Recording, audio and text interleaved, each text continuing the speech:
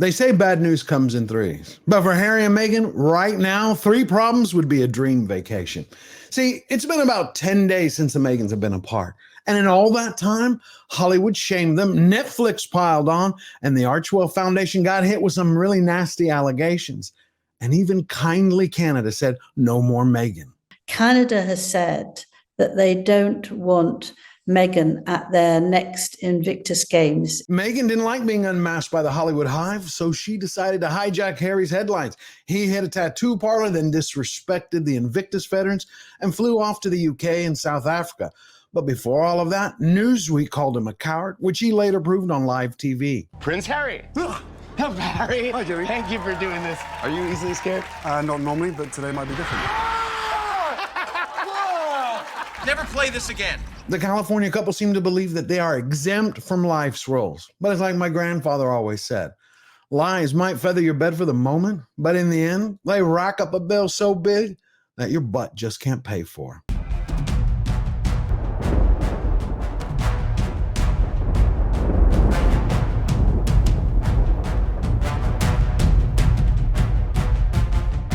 When we get right down to it, when it comes to Meghan and Harry, there are slow news days, boring ones, even busy ones. But then there's this last week, which was filled with so much bad news that it's time the couple invested in divorce attorneys and crash helmets. Why Hollywood keeps quitting on Harry and Meghan. Part of the reason, apparently, is Meg's penchant for noisy tantrums and 5 a.m. emails. She's absolutely relentless, the source explains. She marches around like a dictator in high heels, fuming and barking orders. I've watched her reduce grown men to tears. This is the beginning of the end for the make-believe Montecito Empire. And it all happened on September 12th, when the Hollywood Reporter absolutely demolished the Meghans. They released an article which acted like a starter pistol at a horse race. It fired off the all-go signal, letting everyone know who has ever remained silent for all these years that now is your time to stand up and shout the truth from the rafters. So we fast forward to the last few days and watch how fast Meghan and Harry get flushed right down the drain. Prince Harry and Meghan Markle have been humiliated, after which iconic gallery refused to display their pictures. Back in May, Vanity Fair put on this big announcement that the National Portrait Gallery was going to hang this picture of Meghan and Harry in their hallowed halls. But then months passed, minds changed, and the National Portrait Gallery has said no. They permanently snubbed the Montecito manipulators. Then, hot on the heels of that news, Canada let it be known that in no uncertain terms, they never wanted to see Meghan Markle ever again at the Invictus Games. Canada has said that they don't want Meghan at their next Invictus Games in 2025. Harry has to come on his own. They don't like it because they demand too much. She demands too much. This is Canadian authorities. This is not just any bit in the newspaper. That she takes the limelight off the people who've been in the military. Karma was just getting started to collect on her past due bills when Netflix dropped the hammer. The studio released how disappointed they were in the Meghan's upcoming Polo series. See, the studio is furious that they didn't get enough bang for their buck. They got a Harry series without enough Harry in it, but it stars a lot of Polo, which regular people don't care about, but billionaires love. And more than that, it has too much of his best friend Nacho. That's not what Netflix paid for. Now let's go to Netflix bosses being a little bit unhappy about the lack of personal footage that's included in a new documentary produced by Harry and Meghan called Polo. This is part of the Sussex's massive deal with Netflix, reportedly worth over $150 million. This is not their first failure when it comes to Netflix. So they gave Prince Harry his Polo show, and he barely shows up in it. He barely allows them any sort of access to him. And that's what people would be tuning in for. So this is a huge loss for Netflix. Like I've been saying for the last year, when it comes to Netflix, Mr. and Mrs. Has-Been, Never Was are toast. Unless Meghan can somehow figure how her cooking show can rocket to the #1 spot, there will be no renewal of their Netflix contract come 2025. But put that aside. The couple have bigger problems to overcome right now. They got a PR crisis that snowballed into an avalanche with Archwell Foundation. We're talking about a charity that was founded by 2 for-profit philanthropists, and it's become the talk of the town. There are some really nasty allegations running around about how $4 million didn't hit their latest tax return. And this couldn't come at a worse time, since it was only back in May of this year that the couple were greenlit to go ahead and spend the foundation's cash. And that is only after the state of California's charity officials had declared the foundation to be not in good standing, delinquent. They didn't do things properly, but then they cleared everything up. But when you take a step back, it's not Archwell or Canada, the Invictus Games, the National Portrait Gallery, or the Hollywood Reporter that's causing the problems. The straw that broke the camel's back, I would almost bet everything on it, is when Duchess Difficult found out that she's got new competition on the horizon in the form of Prince William and Princess Catherine. Say the future king and queen of the United Kingdom just filed official paperwork with the United States Patent and Trademark Office that their royal foundation can operate in America. Now that had to sting. You never had a dream when you were a child to be something everyone else said was impossible? Like an astronaut, or prime minister, or masseur? I wanted to be a princess. Oh, well, you kind of fucked that up. The reality is, Meghan isn't the only one being publicly pincushioned by Hollywood, corporate America, or her personal staffers. It recently came to light that Harry appears to have been a very, very naughty boy when it concerns certain Invictus veterans and how they feel mistreated.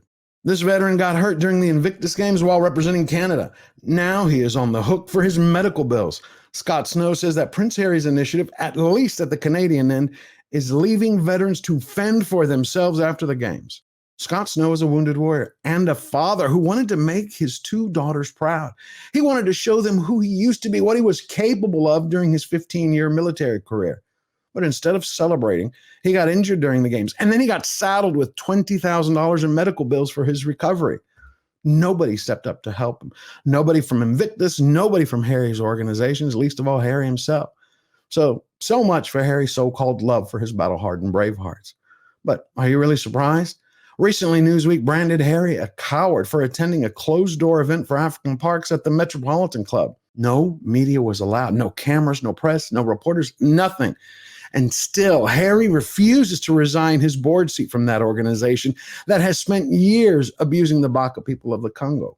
So while they suffer, what does a maneless lion do? He does what he's always done: run, hide, and play games. Prince Harry. Harry. Hi, Jerry. Thank you for doing this. Are you easily scared? Not normally, but today might be different. Oh! You're afraid of pandas. You're afraid of pandas. No.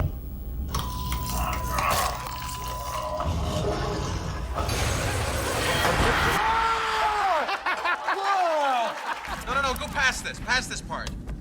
In fact, never play this again. Unfortunately, the African park story didn't get a lot of press because it was overshadowed by Meghan. She was way too busy trying to hijack Harry's headlines in order to save her own hide from the after effects of the Hollywood Reporter piece. And how did she do that? She turned around. She got all her PR people to contact their lackeys at US Weekly to write an article that makes Meghan out to look like a saint. Well, this article is so sugary, sickly sweet, there should be a caution label. Warning. Anyone who's reading this might risk getting diabetes. Thankfully, all these puff pieces, they can only work for so long. Eventually, the truth comes out. And it did. A couple of days after that US Weekly article, we had the delusional diva bared her fangs, it was reported, and because she was yelling out of floors for 30 minutes straight, all to get her own way.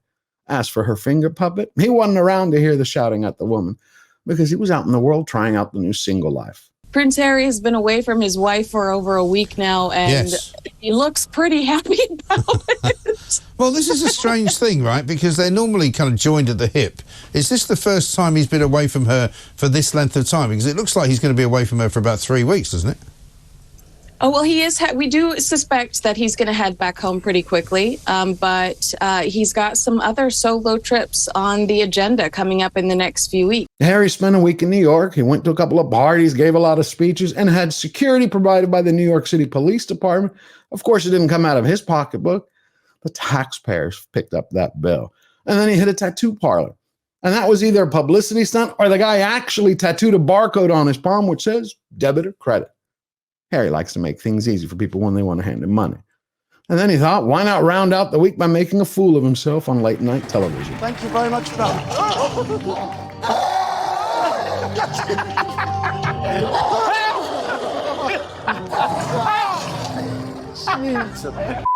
You push you right away. After the Big Apple, the problem prince hot-footed it to the United Kingdom and then went to the Well Child Awards. And within 24 hours, without even seeing his family, not staying at a royal residence, he turned around and carried all his baggage to South Africa, where he met a real princess. Now, when I first saw this video, I thought, this has to be made by artificial intelligence. You're about to see it. I'm like, it's some kind of weird joke someone did. Because there's no way that this guy would have the nerve to sit around a campfire and talk about how good his charity, called Sentabale, did in creating positive solutions for Africa, especially at a time where it is well known across the entire continent that the Baka people of the Congo have suffered under Harry's leadership on that board. But the video wasn't AI. It's real. And the bonus, the positivity of that, is the fact that stigma is being broken down in this country and also in Botswana. And we're hitting the target, not just Sentabale, but in general, all of the partners are. And it's making a massive difference. And it is this surge of energy and optimism and voice of young people, ranging from 6 to 25. And the biggest difference, of which really needs more work, the biggest difference is when people at the top start. Now it's been more than 10 days since the Meghans have been apart, and by all accounts, it looks like it's going to be another week, maybe possibly 2 till Harry returns. To me, it means the couple split up. To the media, they're simply calling it a professional breakup, where she who must be obeyed is going to do her own thing to get her money and headlines, and her ginger handbag is going to do his own thing. This is all the result that the pair of posers have failed on every single front. But failure is the best test of any relationship. You take a marriage that has a strong foundation and you hit them with bad circumstances, and a couple comes together and becomes stronger. But then you have the Meghans, a D-list actress whose only accomplishment is marrying a prince she turned into a frog. And then you take an over-glorified man baby whose only accomplishment is marrying a D-list actress who he used as a weapon against his family before betraying his blood and turning that into money. So in my point of view, over the long term, there's no way this relationship can survive, especially when it's made up of 2 individuals who are basically over-pampered snake oil salesmen. How are they going to survive when they're going week to week competing against one another for who gets the most fame and fortune? It's not going to happen. So at this point, the odds are in the House of Montecito, it's every narcissist for themselves. If you enjoyed this video and found value in it, hit subscribe, smash the like button, and share your thoughts in the comments down below. How long do you think Harry and Meghan are going to last? This has been one of their biggest PR disasters in the last couple of years. It's one after the other. Every single day, something new comes out. I want to hear what you have to think. Share this video all over the internet.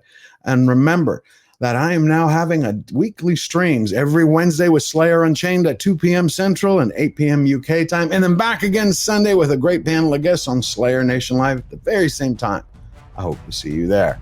To win every battle and stay true to yourself, all you have to remember is we never bow down, we never bend the knee. Always forward.